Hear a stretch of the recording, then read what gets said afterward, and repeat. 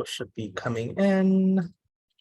Oh, it looks like they are. Hello, Nancy, Roberta, Yvonne. Oh, it's coming in quicker. Hi, everyone. If you'd like, you can let us know where you're tuning in from. We'd like to hear from you, or what brought you here. What are your experience with Tiffany, or your knowledge or lack of knowledge about Tiffany.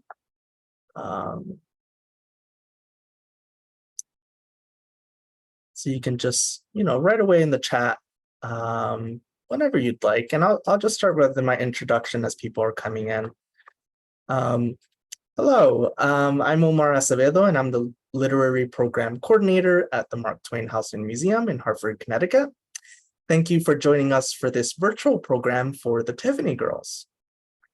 First, I want to thank our sponsors. Our virtual programs are produced in part with support honoring the late Frank Lord. We are happy to honor his memory with these programs. And we are also incredibly grateful to the Wish You Well Foundation and Connecticut Public WNPR for supporting all of our virtual programs. Please consider supporting our museum by becoming a member. All members receive free admission to our author programs like this one, the House and Museum, year-round discounts in the store and cafe, and much more. Please visit our website for more information.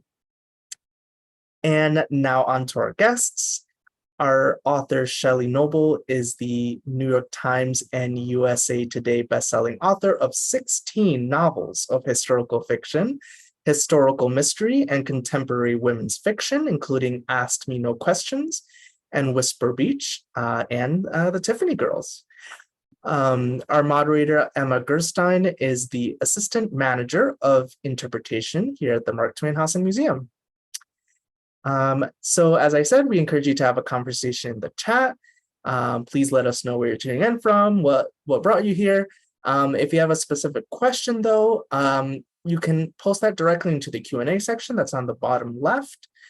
And you can also click on captions to see live auto captioning for this program. And finally, and perhaps most importantly, I will be putting a link in the chat to purchase the Tiffany Girls through our museum store. Your purchase will support our museum and our honored guest. So that is all from me. I will turn this over to Shelley and Emma. Please sit back and enjoy. All right. Thank you, Omar. And thank you, Shelley, for being here tonight. Thanks for having me. Yeah. So the Tiffany Girls, let's get started. Can you give us just a brief summary of this novel for us? Well, it's 1889, and the Louis Comfort Tiffany, the glass man, is getting his artwork ready for the Paris World's Fair in the spring. It will be the largest World's Fair in the history of the world. And he's determined that this time, he didn't display in the 10 years before in the Paris fair, and his nemesis, John Lafarge, won all the credit. So now he is making a comeback, and he is going to top that. And so all of his workers are preparing these new works of art that will be displayed in the spring. So it's about the women who worked in his women's division, which none of us knew about until 2004. And that recently. Yeah, and it just follows their life and travails of trying to get this done until the fair. And all is well because we're here. So yes, we didn't know about these women at all. We didn't know much about them, even the men who worked there. It was an atelier situation. It took many people to make these iconic works. So in 2004, I think it was, two researchers, two separate states, found caches of letters of Clara Wolcott Driscoll, and she was the manager and the chief designer of the women's division, which had up to 40 women at some times in history. And so they got together and did this research and read the letters and put together an exhibition that traveled the country called A New Light on Tiffany, and has some of his lamps and decorative pieces that went, and I think many of them are in the Historical Society in Manhattan now. So what was the seed of interest that began all of this for you? How did you first learn about Louis Comfort Tiffany, but also the Tiffany Girls? Where did you find them? Well, I knew about Tiffany lamps and things and windows because, one does. And they're in museums and like they're beautiful and what's not to like. But the Tiffany Girls, I never heard of them. I hadn't even heard about all of this, the discovery or the exhibition, which was a big deal in the art world. But 3 years ago, I was doing research on a historical mystery series I was doing. And I had decided, it was kind of a fun series. I had decided I was going to use this group of possibly murderous psychoanalysts in 1905. So, of course, what do you know about psychoanalysis in 1905? Zero. So I, Googled and I'm reading all these articles like, talk therapy, the blah, blah, blah, blah, blah, blah, blah, Jungian and Freudian, and I'm scrolling, my eyes are crossing. I see Clara Driscoll and the Tiffany Girls, and I scrolled and I went, wait, what? So I scrolled back and said, what is this doing here? I knew nothing about it, but being a writer, having a rabbit hole in front of me, I of course clicked on it. And it was the most amazing story of these women that no one knew about, who were responsible for all the Tiffany things. I mean, not all of them, but for many of the Tiffany things that we all know about. So as soon as I saw it, I went, I'm writing that. So I put it in a file and, texted my agent and said, I think I have an idea. So that's how it started. I didn't know about them, but and we still don't know very much about them actually, but we know their names, and researchers are doing a lot of work, and bless them, they do look over ship manifests and passenger lists and all sorts to find out where these women came from. So that's how it all started. Yeah. So you've sort of already answered part of my next question are the Tiffany Girls, the characters as you've developed them in the book, based on real women? So Clara Walcott Driscoll is one of the main characters, but how about the other ones? What were their inspirations? Well, Clara got a point of view because I wanted to have that. I'm kind of skittish about digging into real people's lives and who did they love and who did they have lunch with. I'm not that kind of writer, but I knew I wanted her voice because she was a conduit between Mr. Tiffany. Everybody was Mr. and Miss in those days. So Mr. Tiffany, so if I talk like that, it's because I'm just used to it. We do it the same at the museum. We always say Mr. Clemens or whatnot, or at least in living history, we do. Yeah. So she was a manager. She dealt with the girls, their lives, when they were having bad days, and she directed the art. She also had to do the books, and there was always this constant management wanted it to be made more inexpensively, and Mr. Tiffany wanted the most beautiful artwork no matter what it cost. So there was always this give and take, and she was sort of caught in the middle, which she did quite well. She managed to do an expensive version and a version for the masses on a lot of the things, which is wonderful, and that's why we have so many articles. So there was her. She had a friend, Alice, who's in the book, and Agnes Northrop, who worked for the Tiffany and was a noted artist of her time. She gets a part. Mr. Tiffany, of course, gets a part. And then there are other bit players like the manager gets it. They go out to the furnaces in Queens, and the manager there gets a part. But I wanted the story carried by fictional characters because that way I got to play more. Yeah, within the creative bounds of license. real history, So I thought, your same question, who were these girls? What kind of people would go to work there? So I picked, a normal girl from maybe from Connecticut, who knows, Grace Griffith, who is considered the best cartoonist in the women's division. Now the cartoonist took a small watercolor design, and turned it into a full-size scale pen and ink drawing, and that the pieces were cut from. So that was her job by day. By night, she had another job. So I thought, okay, this is good. She's a Tiffany girl. I can see her working. I can see it all. But I have a whole supporting cast of fictional characters who we only know what they desire, but they're all working. So the other main character is Emily Pascal, and she's from France, and she has to flee France quickly, and she drops everything and comes to work at Tiffany's, where she thinks she'll be safe and she can carry on her work there. Because I thought, what perfect way for someone who doesn't have a place in the world, or is trying to get a better place, or trying just to get, away from something, than with other creative women. And plus, then I have them all living in a boarding house. So then we have that extended family, and it was really a lot of fun. Yeah. Sad. Yeah, a little bit. bit.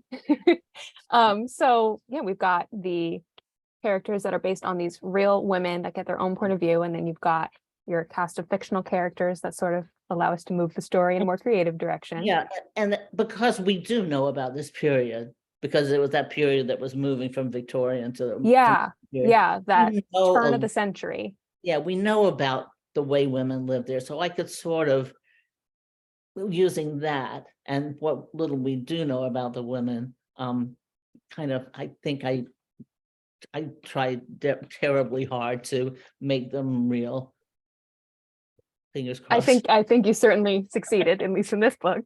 Can you give us a little bit more context for this world, this time that you set them in? These young women trying to make their own way, and perhaps how society or other factors make that a little bit difficult for them. Yes, this is one of my favorite periods of history. I write about this all the time, because suddenly things started moving really, really fast. But the Victorians, their world was solid. You stayed in your place, you did your thing. If you were a young woman, you had two choices. I mean, if you weren't of the working class, you got married or you became a spinster. But then suddenly, like, all these inventions start. I mean, they've been coming drips and drabs, but now it's like homes have electric lights, and they have refrigerators of a type, and there were typewriters to write letters on, and automobiles are now seen on the street, mainly by the very rich, but they are there. And someone said that the bicycle was the most important thing that emancipated women from their homes. Yes, yeah. They no longer had to wait for the maid to take them, or daddy's carriage or whatever. They could just get on the bicycle. That's also part of why we have public bathrooms now. Yeah. It was a huge undertaking. There were bicyclists. It was a huge fad, especially right around now. As Clara goes bicycling, that's where she gets the dragonflies lamps. She sees them in the park on her bicycle, and we have her writing about that in her letters. So yeah, so now women are like, hey, well, wait a minute. What if I go to college? Why can't I go to college? I should go to college, and I could have my career. Besides, if you had to have a career, you could be a teacher. That was sort of respectable, but that was only dire. And speaking in generalizations here, but why couldn't I if I have a career, I can make money, and then I should be able to have my own bank account. So you see now banks starting to open up a little room for the ladies teller. I mean, it's amazing. They wouldn't have the vote for another 20 years. But it was a big step. And once that happened, everything just took off. Now, of course, and women could go out to the Nickelodeons, and not in 1900 in New York, but a few years later. But at this point, most restaurants wouldn't allow two women to have lunch together unless they were accompanied by a man. Suddenly, with all the working girls, because the Tiffany girls were actually called the Tiffany Girls, and they were also telegraph girls and telephone girls and typewriter girls, and they would fill the streets, and they were going out and they wanted to have lunch. And so there were places where they could have lunch. And, it was like a flood of, they met a lot of opposition, but, and Tiffany was really nice, because, they had each other. They weren't one woman surrounded by a bunch of men in the workforce. So they had it pretty well, but of course, if they got married, they were all fired. So Yeah, and that's a really key factor to all of the events in this book, because at the very start, you come in and Clara is stressing over the fact that another girl got married and she's out another glass I cutter. mean, yeah, something that should be a great, oh, congratulations. Like, oh, no, not another one, because it was a law. Mm. Married women weren't allowed in the workforce, which doesn't make sense because married women often need to be in the workforce because, well, so that was interesting. So yeah, it was a great time. The new woman, it's an era. Yeah, well, I'm sure that we would certainly consider Emily Pascal a new woman. So she comes to work for Tiffany in New York, as you mentioned, as an escape from the world of the Parisian art academy. And she finds herself something of a pariah for, I don't want to like spoil everything, but it starts at the beginning of the book. I mean, her father was a portrait painter, and he was also a forger of minor old masters. And so she's now at the Beaux-Arts Academy. She was like one of the few women, and so nobody liked her anyway because girl. So as soon as her father was outed, she was immediately accused of being his accomplice, which of course she wasn't, and was ostracized. So she had no place to turn. The Sûreté was after him, and perhaps her. So she had walked down the street one day and seen all this colorful glass and the window of a gallery, and said, I mean, she was sold then. She just was like, what is this magic? So it was kind of perfect. So yeah. she was anonymous with all those women, or at least thought she was. Yeah. So, we mentioned the new woman in New York, but you also mentioned that she was one of the few women in the academy, at least in this book. And so is that based in what is known of the real like art circles, social circles in Paris at the time? Can you tell us a little bit about that?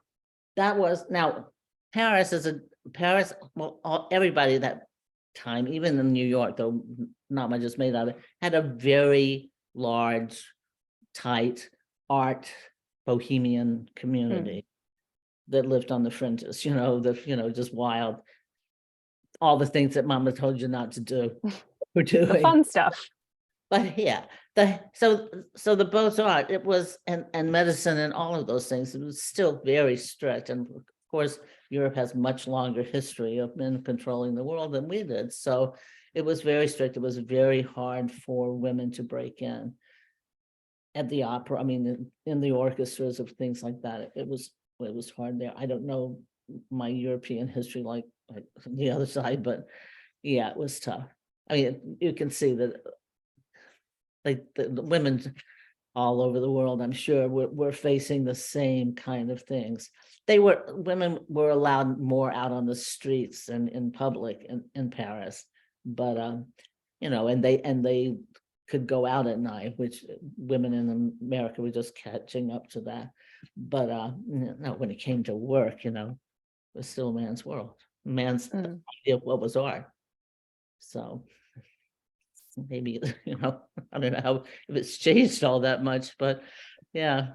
Yeah. Well, speaking of men deciding what was art, one of the fictional Tiffany girls that you've already talked a little bit about is Grace, the cartoonist.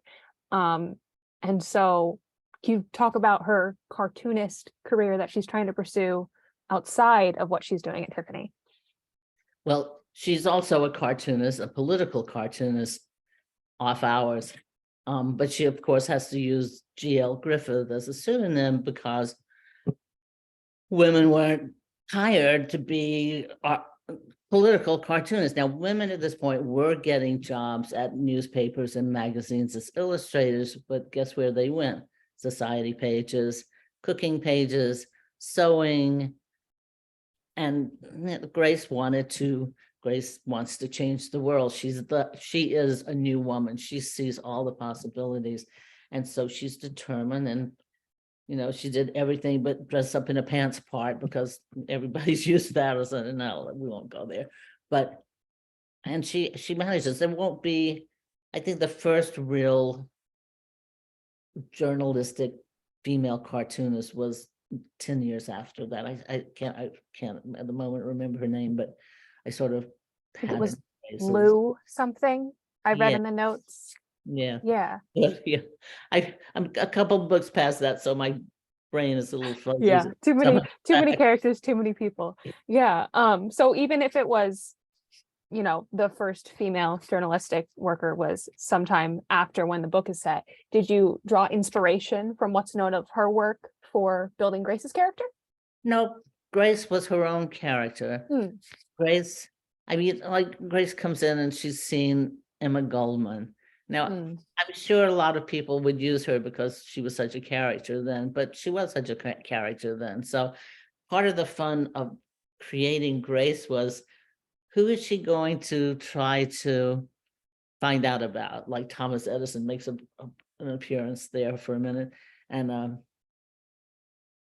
you know, and she finally has to sneak into this wonderful union meeting of the newspaper boys, which, you know, nobody knew what she was doing. She had to hide the fact that she was drawing because she would have been laughed out of the place and then kicked out of the place.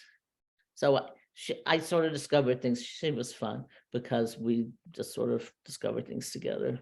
Hmm. So while reading this book, a lot of the topics that Grace decides to seek out and cover have to do with, you know, human rights, labor rights, housing rights. And a lot of it felt very, very familiar in terms of a lot of things that have been happening the past couple of years. And as I learned when we were chatting before this began, you wrote this book over the past couple of years. Can you tell us what influence current or now past events had on that? When you do history, when you get in the weed part of history, you know, the non, like what's like military and timetable and Mhm. you know, timeline history, it's like the more things change, right? It's like, you know, we have a war every so many decades. It's like we have these like fallbacks, you know, and then everything goes along fine, and then we fall back. It's like women didn't get the vote till 1920. And that wasn't even all women. And that wasn't even all women.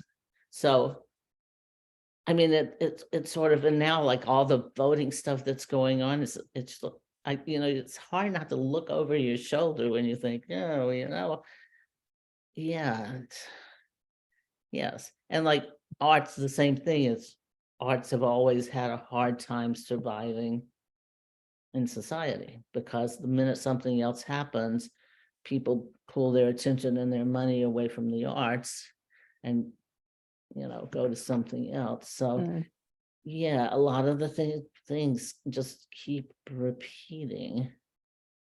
But, you know, we make progress, and hopefully we'll keep making progress. But yeah, it's kind of spooky, isn't it? Yeah, a little Yeah, bit, a little bit.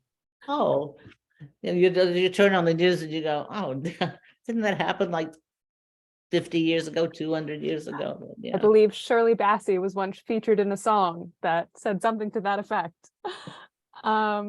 Okay, so we've learned a little bit about Emily and Grace. Can you tell us a bit about our sort of supporting characters as well that also live in Mrs. B's boarding house? Oh, well, there are three girls. One wants to get married, and she's Dora. Dora, right? I had to change her name mid-book because, Oh gosh. and so now I'm totally confused. Dora,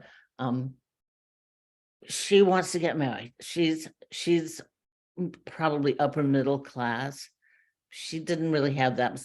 Some of the women that came here had art backgrounds. You know, there were places for women to study, and some didn't. But she's, you know, she has a family and she just wants to get married, and she gets so perturbed because everybody gets married but her, because, you know, so sometimes that happens.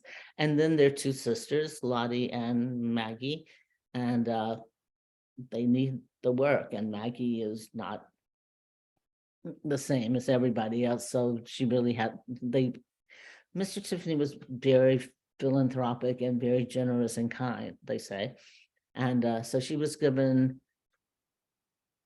a job mainly sweeping the floors and cleaning up so that Lottie could work there. Now, were they based on characters? Not that I know of, but I do know of some characters who had disabilities were hired. And so I wanted to use that because that's part of his personality, which, I read a lot of things about them and nobody really, I don't know, I think captured the essential.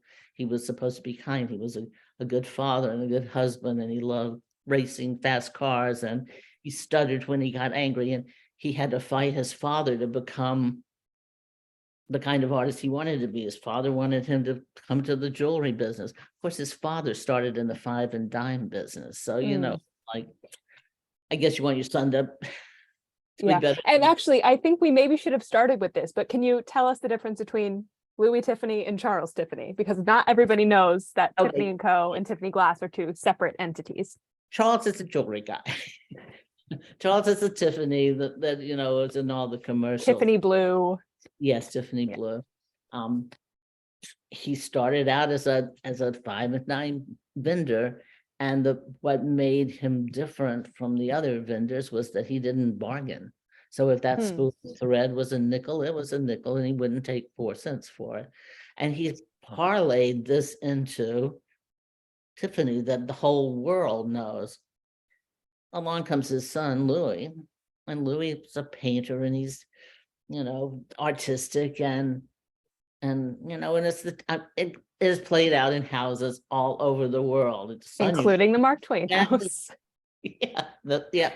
And, you're going into the family business, and he said no.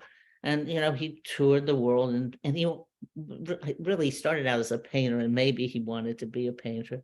But what he accomplished in glass, fighting everybody all the way, it was too expensive. The father was like, you're wasting your money.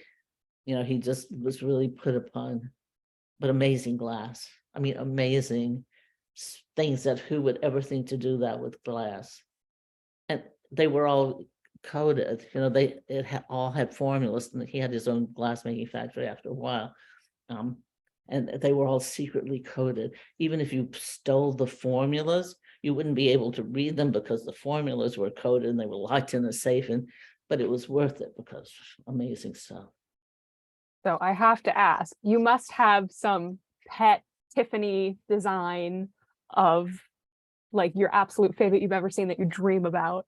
What is it for you? Can you describe it for us? Actually, I love the vases, which sort of just had a little cameo part in the book.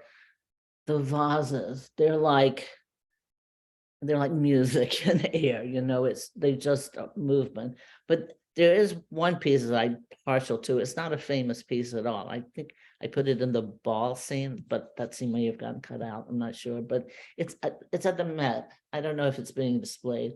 It's about so big, and it's in shades from white until like a marigold gold, and it's a bulb with sort of all abstract one. tendrils. It's completely abstract, and there's no, but it just it's just vibrant. It just moves with life. It's just and the exact way you're describing it is the exact way Emily describes it in the book. So I can tell you it didn't get cut so out. it did make it good. Yeah. And it's funny because I mean, one work is more fantastic than the next, but it's like you always have this like something that takes you by surprise, and you go, ooh. And so that's the piece that sort of did it for me, but they're all gorgeous. I mean, St. John Divine, he did a whole altar. It's no longer there. It's in somebody's collection somewhere.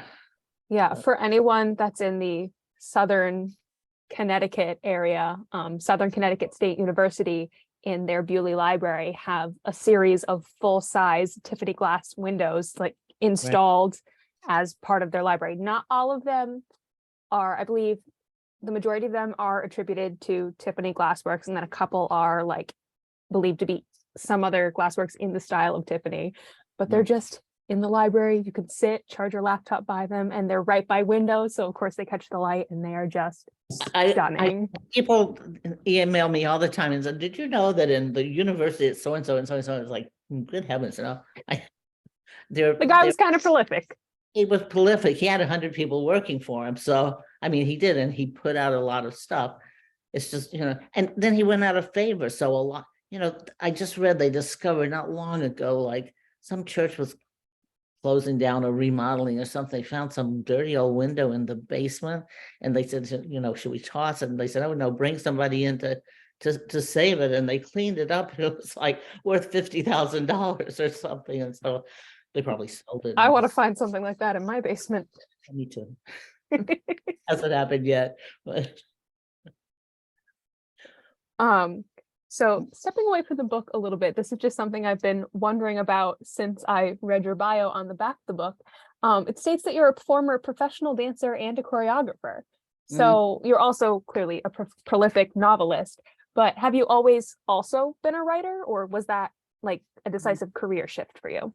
I wrote when I was a kid. I guess kids do. And then I used to keep a journal on tour, because you're gone for weeks and different towns and because it kind of grounded me, except that when I read over them, it's like I'm usually mad at somebody. I can't believe what you did. But yeah, but no, I left dance because you retire from dance when all your friends are getting to the corner office. It's a young person's profession. And so I guess I was looking around for another career. I knew I didn't want to be carrying a heavy dance bag around with shoes and dirty clothes in it all the time. They never smell good. And I was going to get a job where I had a tiny little cute purse, but now I carry a computer and paper, so it didn't work out. But a friend of mine and I were at the Guggenheim one day, and she said, you should write a mystery. So I did. And so that started off the writing career. It was totally out of left field, but it worked so far. That is very interesting to me because I also have a performing arts background. And, if you're studying dance in college, you do a lot of different kind of exercises and activities all about choreography. But I was wondering, have you found that your background in performing arts has had any impact on your storytelling abilities? Because when you're choreographing a dance, even if it's not telling a story per se, you're working from some sort of concept or working with the music. Yeah, yes, I find it very, and the movies too. I think a choreographer knows about building to climax and then when to pull off. Which as a writer you have to do. They call it something else. I always get them mixed up because we started late. The rising action, falling action, the roller coaster. I read about That's what kids 5 call it books these before days. somebody said, and where's your black moment? I'm going, what is a black moment? So good stories have them. But choreography, you move traffic, you make it happen in a time frame that's interesting. The eye has to shift. And so that helps. And plus, I'm a big movie buff. And so it's like those edits. I edit a lot. You'll see a lot of those blank spaces in between scenes because I like that edit feeling. You give the paragraph like a tempo almost with them. Yes, yeah. And it's similar in that way. I mean, and it makes doing a scene so much easier because you really don't have wandering body parts as much as other people who just sit in, because you're used to seeing it in the whole stage in your head. So that those two people can't be both sitting on the couch at the same time. Then right. They can't walk, one has to walk in front of the other. So that really, actually, I've thought about that. It's sometimes it has been really helpful. It's a different life though. I mean, you're certainly, you dance with people during the day, then you go to rehearsal and work with people, then you perform with people, then people stand up and go bravo, bravo as soon as you're done and you have dinner. And here is you get up in the morning, you go to your computer and you work all day, and then you have lunch, and then you go back to your computer, and then and then you send your book away and it's all done on Zoom now. You don't even like have lunch with your editor anymore. So maybe when at a conference, and then somebody tells you, you do titles, and then it comes out, and everybody goes, "Oh, your book is out, great!" And then people buy it, and then people say, "Oh, I loved your book." But it's not like you never get that, yay, thank you. Right. Wow. Right. So it's a totally different Yeah, world. the applause is separate from the act itself because there's Yeah. all of that work. Yeah. After you do the thing, it might be months and months until anyone else sees it, which is, I Yes. feel like, very different from the performing arts, which is very I visual. turned this book in present. over a year before it actually was published. Mm, Has a long lag if you're with, traditional publishing. But actually the mechanics of writing and dancing and probably painting too, it's like there's some skeleton there that seems to work. working from a cartoon, selecting Yeah. each piece, putting it together. Yeah. And now that's making me think of Sunday in the Park with George, the song, putting it together, the art of making art, and all that. Yes. Yeah. Okay. All right. Do we have questions? Anything else? Well, I've run through my list of questions. Are there any particular moments in the book that were sort of like they stood out to you while writing them?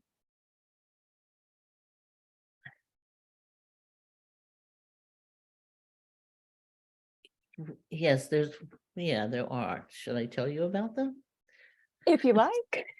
There's one where Grace, Emily has fled, and she's not doing, she was a painter, and she's not painting anymore. She's working in glass, and she actually has some run-ins with Mr. Tiffany, which I think would be okay because she has a vision, but she sees that he has a vision too, and so she respects that. Mm. But she's trying to make glass be like how she sees painting. And then her trunk finally, with her clothes in it, finally arrived, and her pastels are at the bottom, or her paints or something, I can't remember. And she starts painting a picture of this guy she saw blowing glass, and she gets so out of herself doing it, and I sort of got out of myself while she was doing it. I thought, when we'd all calmed down and went, I wonder if this is going to fly, and it flew. So Yeah, I love the moment of where Grace enters and she's like, "Hey, your nightgown is absolutely covered in pigment. Might want to get that washed." yeah. So and that's fun. The great thing about writing is that you could fall out of your turns and nobody sees. You could go off on a tangent, and then your editor goes, "Really, you got to get rid of that." But it's my favorite. No, you got it. So you do. But that was one of them. There were several. That there was the last. Not I won't talk about the last scene. So that would be wait and a little before jumping the gun there. Yeah. I love that I was able to actually get to the question asking you about how dance has influenced it, because as I was reading it, and this is a good long book, it's like 400 and something pages, at least in the paperback, and each chapter, I mean, obviously a chapter is sort of an episode, but just in the way that it was all structured, it felt very episodic. And I hate to finish a book and then immediately be like, oh, I felt like I was watching like a BBC miniseries, but like that's how it all, like, in my head, I was like, oh, I can see this very clearly transferring to like a screen adaptation. And knowing now how you've spoken on, storytelling with choreography for this, I can literally kind of see it as each like movement of a dance. Yeah. And I think stories, I always write more than one point of view. Because with one point of view, you only get one point of view, and it becomes, for me, kind of linear. In my mysteries, you always have one point of view because that's what you do in mysteries, and it's fun, but you never, get there. And so I usually use three. In my contemporaries, I try to use like older generation 30 something, because it's like when you're 30 and you're either at the corner office or you go, why did I take this job? That's a big, to me, that was a big like turning point. You get out of school and take the world by the storm. So, and then sometimes like a teenager or a child, I like to have, or sometimes a guy gets a point of view, but not too often in my books. I'm very women centric. But I think that helps add to when you need a rest from one character, you have another character to follow their story. So you're not just doing this character, you're going, Yeah. this one happens, and then what's happening over here. And that gives it, for me, a kind of rhythm that keeps it like DNA strand all wrapped up in. Yeah, just like in staging a piece of choreography, you have moving focal points, keep people interested, keep things moving along. Yeah. Wonderful. All right. Omar, is it too soon to start discussing any questions we have from our viewers? There he is. Well, no, it's not too soon. Do you want me to ask the questions, or do you want to do it, Emma? I don't know how to do it on my screen. No worries. I don't know how to. Oh, there's a Q&A section there. Yeah. Patricia asks, were certain parts of the story more difficult for you to write than others? Yes. There were some not happy parts. That's always hard for me. And okay, this is a secret. I don't love books that like take 10 years to pass. A lot of books like, it says, 4 years later and stuff. That's not me. I like to cram everything in and get it over with. So this book takes place, I think, in 9 months. And so I had a hard time like doing that 2 weeks later. I managed it. Mostly I managed it by action or some sort of emotional thing. But yeah, keeping the rhythm during the passage of time was really difficult for me. And you do break it up with the framing device of they're working on putting together the 4 seasons window. Yes, that was a good idea. Yeah, so it's sort of divided into 4 seasons, the book. Which worked out great because, that was one of the years where they had that huge blizzard. So people couldn't get to work, or people were stranded at work. Mr. Tiffany got to work from his apartment in 79th Street down to 30th Street every day. Nobody knew how he did it, but he did it. So, yeah, that was off the subject, but I thought it was fascinating. So, got another one? Yeah, someone else asks, is there any part of the book you'd now do differently with the benefit of hindsight? That's a good question. In this business, you don't really have the time to yet. As soon as I had another book due, as soon as I finished writing this one, I had another book from a different contract due soon. And so I had to immediately go to the next book.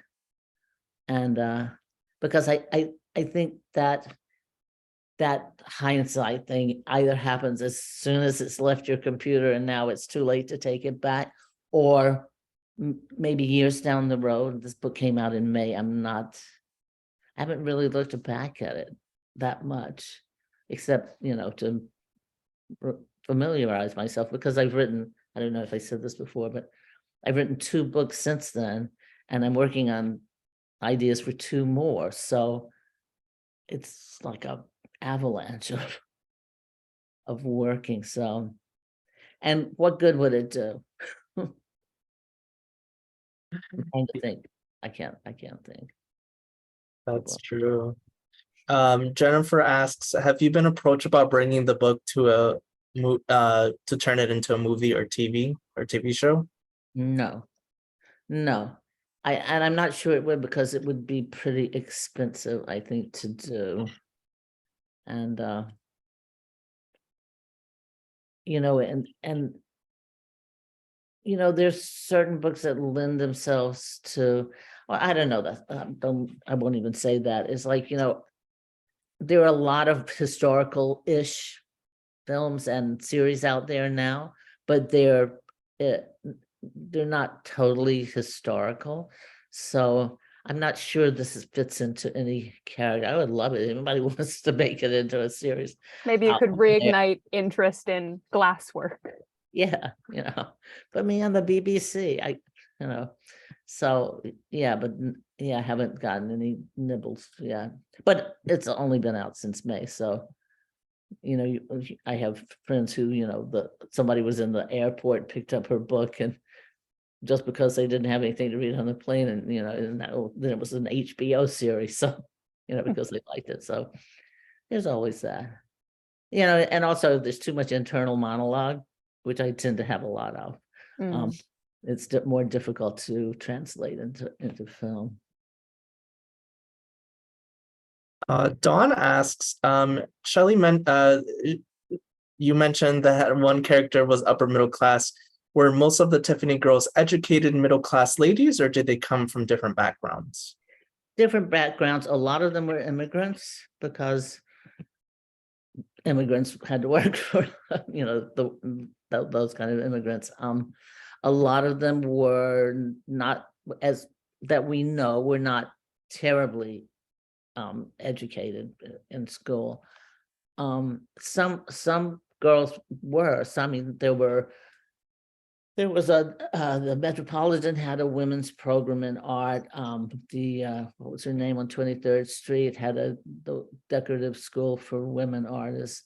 And Candace Wheeler did a lot of things with art. And the YMCA also had a program. So they sent women, young girls here to Tiffany when, they graduated. Sometimes Clara had to call up and beg because, everybody's getting married all the time.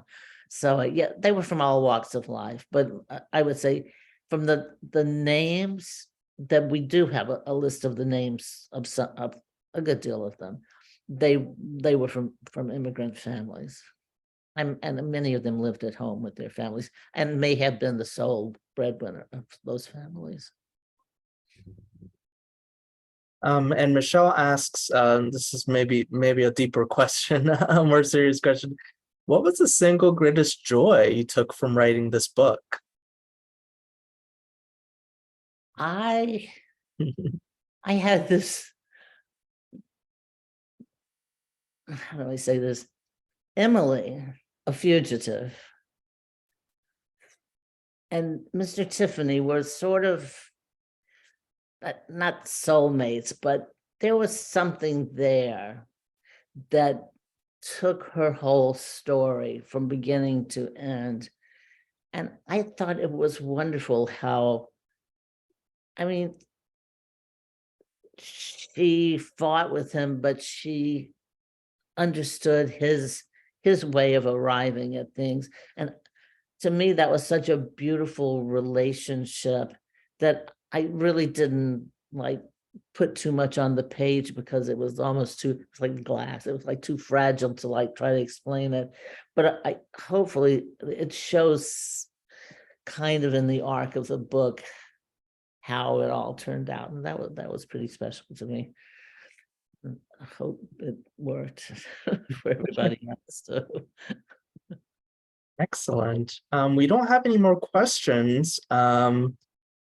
If anyone has any more questions, we have a few more minutes. I don't know, Emma, if there's anything else you wanted to ask, or Shelley, if there's anything else you wanted to add while people are formulating their thoughts. Well, one of the things that I thought of as soon as I started reading the book, especially with the emphasis on as soon as they get married, they can no longer work, is it made me think of the paint and ink girls that worked in Disney's animation in sort of the heyday of the original Disney animation, where there was it was basically the women's department for all of the animations that they were making, and all of the inking and painting for each frame of these animations were done by all these women. And actually something else that came up in conversation recently, and I think the dynamic that you captured between the characters of Clara and Alice really reminded me of another point in history, actually kind of around the same time in history, the Harvard computers. So Annie Jump Cannon and I think Wilhelmina Fleming were these astrologists working at Harvard, and they were women doing all this important work and not necessarily getting the recognition for it in their own name. And that these are just all these historical comparisons that were coming to mind as I was reading about the whole, atelier, all these women doing the work, Emily coming to terms with the fact that her name will never be associated with this art that she is so intrinsically attached to, and she becomes okay with that. But women throughout history have not always been okay with that. And in Tiffany's case, the men didn't get credit either. So, it wasn't a question of, oh, these women don't need credit, they're not important enough. Right. It's just that it was the Tiffany name, and the Tiffany name went on every piece of work, so that everyone who bought it knew they were getting a real Tiffany, because there were a lot of, not. And the other thing about Alice and Clara were, and maybe this is true, maybe it's not true, but Alice and Clara was not a particularly, in her own words, a very good drawer, artist. And so Alice she was a friend from Ohio, and they both came to study at the Met. But Alice was this wonderful, wonderful watercolorist. So Clara would have the idea and describe it and sketch it out, and Alice would make it into this gorgeous painting, and of the subject. But Louis would do the same thing. He would see her sketch and he'd go, oh yeah, and then it needs this and it needs this. But by the time he finished with it, nobody could recognize what he meant to do. So they would have to go back and try to decide what he meant for them to do. But that was funny. So that, I don't know, no more questions, I guess. So let's see, what did you? I will say Grace didn't get so much time with that. They're always wanting you to put a love interest in book, because everybody's interested in love. So, aren't they?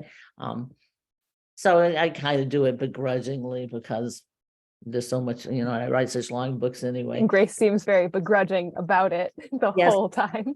Grace, Grace is like a go-getter. She's ready to just take the world by storm.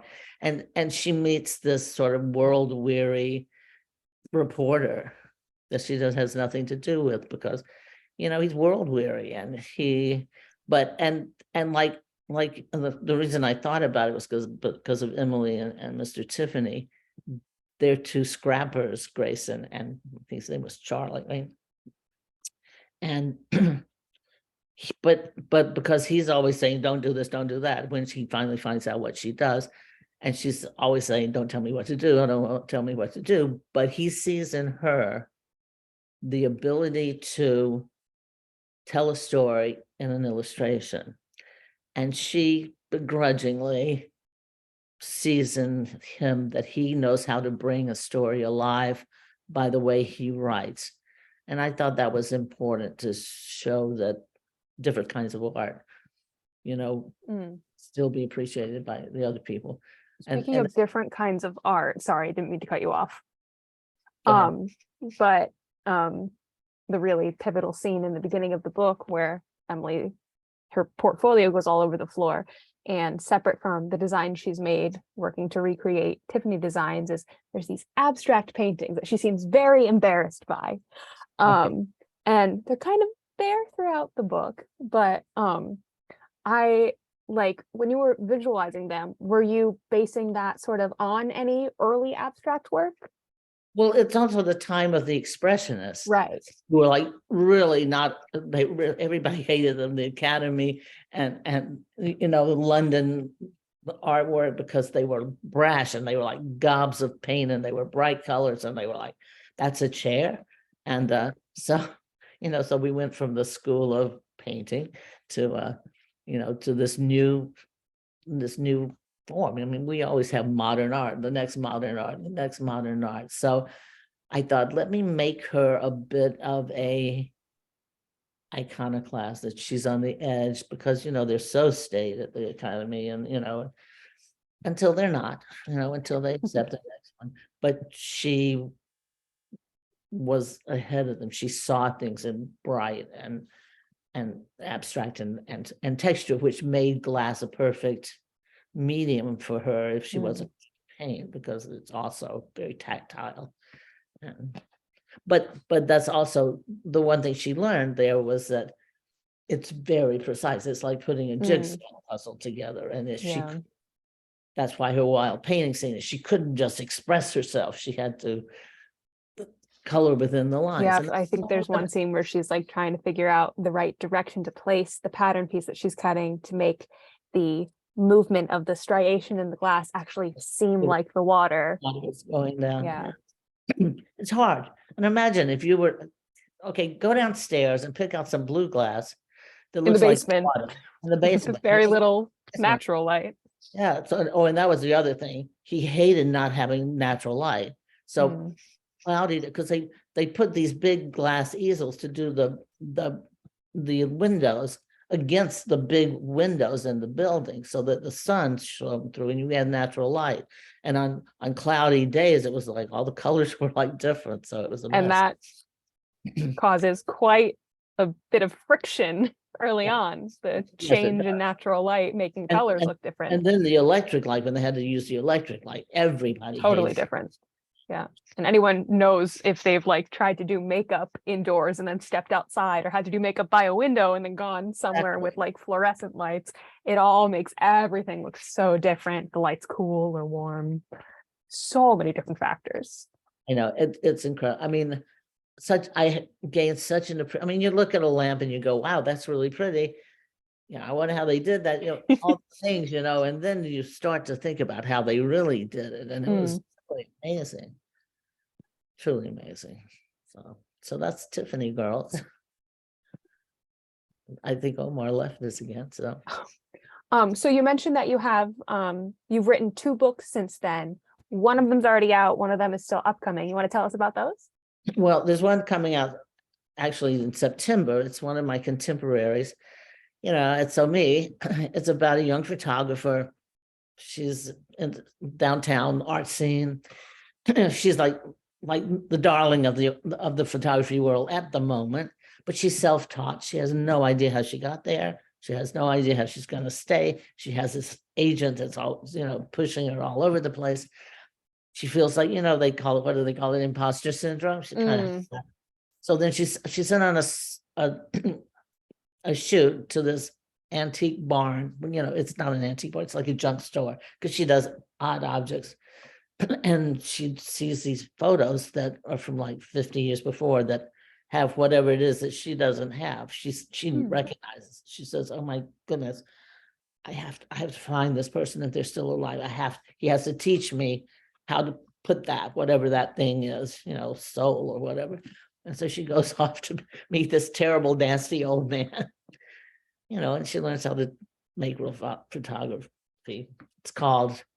It's called Picture Perfect Autumn, but it really wasn't a picture. It was almost a picture perfect autumn, but it was too many words for the title. So, yes. So she doesn't even, nobody gets perfect ever. So that's that. And then I finished another historical that will be out the following September about the first women's club in Manhattan, the Colony Club. So that's in. I am eagerly looking forward to that one. Wait so long. I got plenty of other things to read in the meantime. I mean, I was just looking at your historical mysteries. That is right up my alley, and I'm going to go right to the library this weekend and see if I can find some of them.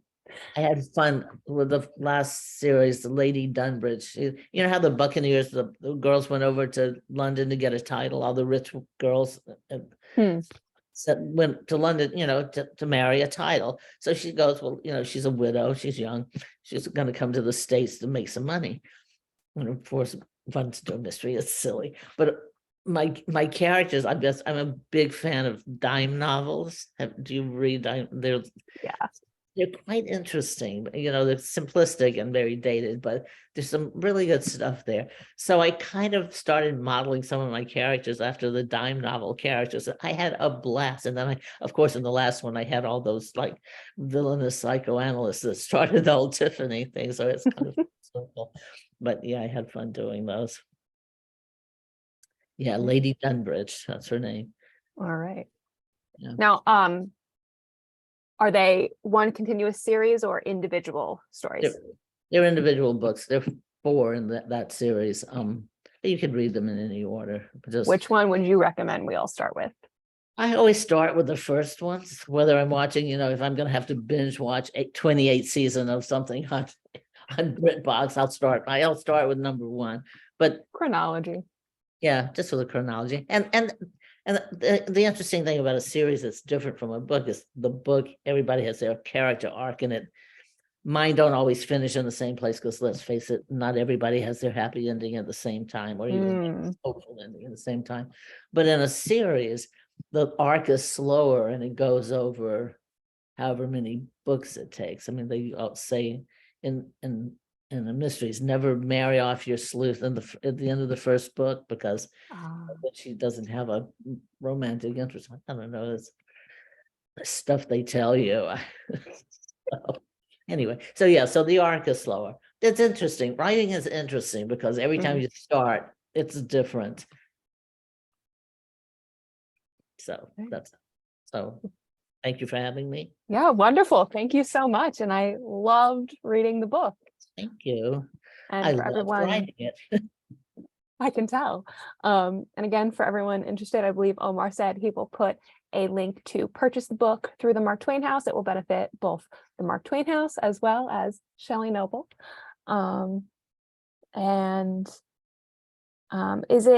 Is it in, I know that I got a copy in paperback. Is it just in paperback? Is it in hardback?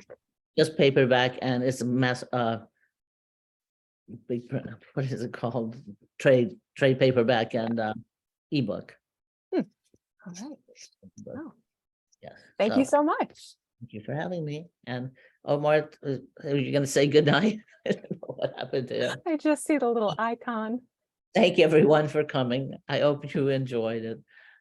And what do? We can leave. I'm not quite sure. Omar has stranded us, folks. So I think we're done. But Any final comments in the chat? Omar. Okay. Oh, I'm going to leave now. So Okay. Well, thanks for having me. Omar, thanks for having me. I don't know if we should wait for him. How funny. I don't know. I know that I think he's the only one that can actually end it because he's the host. But I think, Thank you. well, I'm not Michelle. sure. It's been an hour. I'm sure you can leave if you'd like to. I'll stay on a bit. I don't know. I'm not quite sure. Anybody have one last dying question? Oh, there's one new message. Thanks, everybody.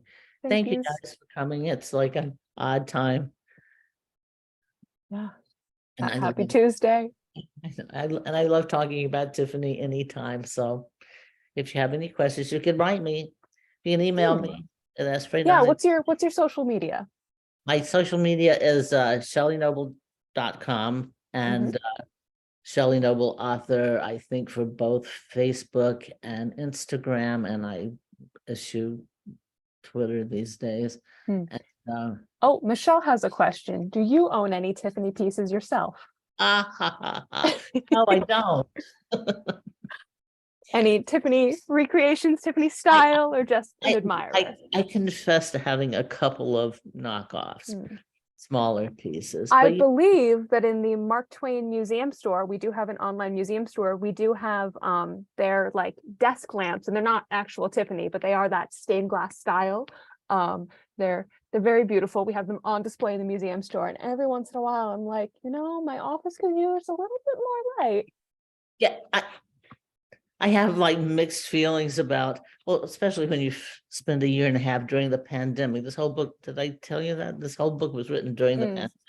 So I feel like I couldn't not do the real thing. I couldn't just buy something that wasn't real. Oh. Life goals. One. But I just couldn't read that. After Michelle says life goals, after Tiffany Girls becomes an HBO series, you must buy a piece. That'll be your Absolutely, dreams. absolutely. But I don't kind think I can get the pieces that I really. Ain't that just the way? And plus, I'm downsizing. I'm on this thing to downsize and downsize. I think I may have downsized a little too much the last time because I seem to be, my office seems to have taken over my dining area and my Oh, it's just spreading.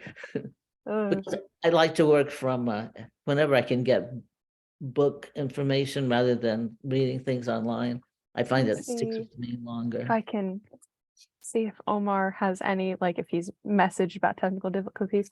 All right. Well, thank you everyone for joining. I don't know how to actually end the Well, there thing. we I go. think only Just Omar three. can do that, but We we've can go 1, reached 2. our hour. I think we're 3. officially wrapped up in every sense except literal. Okay, thank you for having me. Tell Omar that I'm very happy to have been here. I enjoyed chatting with everybody. So I enjoyed chatting with you as well, and I will certainly pass that along to him if I ever hear from him again. and everybody visit the house and museum. I'm going to myself. Yes, if you'd like to see, it's not the original work, but it is a recreation of the original Tiffany associated artist hand stenciling with metallic paint, all throughout the first floor and up through the stairwell, all the way to the third floor in the Mark Twain House. We also, you mentioned Candace Wheeler and talking about people that were educating women. She was also one of Tiffany's associated artists, and you can see a lot of her influence and some of her original paintings in the Mark Twain House. So yeah, we're open 7 days a week from 9:30 to 5:30. We have general house tours. Those run pretty much every hour. We also have 2 galleries. Our annual exhibit this year is For Business or Pleasure, Mark Twain's Summer Sojourns, and it focuses on Mark Twain's summer travels, both alone and with his family, both in America and abroad. It is, according to many people, the best exhibit that we've had in a couple years, and we hope to see you all there. We also have a virtual tour on our website if you're a bit too far to come physically. Yeah. All righty then. Thank you. All right. I'll see you soon. And Yes. thanks for doing this. Thank you. Have a great night. You too. Bye-bye. All right. Oh.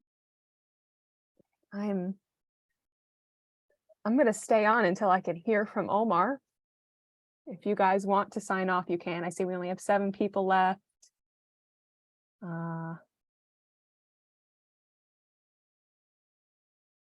I'm messaging Omar on Facebook. And if that doesn't get a response, I'll send him an email. I don't have his phone number. Looks like we have 5 people still here.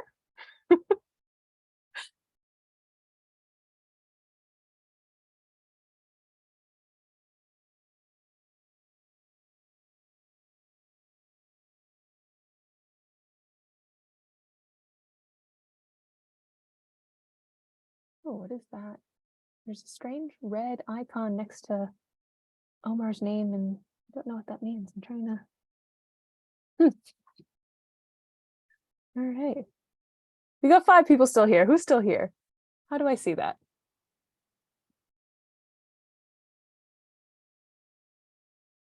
Can I end the recording? Because the recording's just going to keep going. Oh my goodness. I didn't realize that we had extra questions that we didn't see. The other questions we had are, how long did she research for this book? I believe she said it's a couple years. She was working on it during the pandemic. Oh, this is all going to be on the recording. Just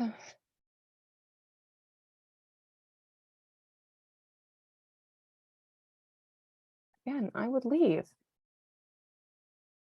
The recording will just keep going and it will fill up our memory on our Zoom account.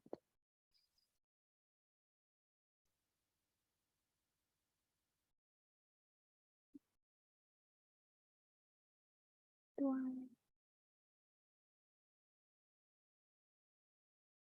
All right, well, this is incredibly awkward. It's been 9 minutes. It says we still have 5 people. But I suppose I'm going to leave now. If there's anyone still actively paying attention, the event has finished and I will be leaving. I don't know if Omar has been disconnected or if it will actually end it when I leave, but it might just keep his icon on the screen. If you come back to your computer after leaving the room and see nothing, thank you for joining us tonight and have a great night.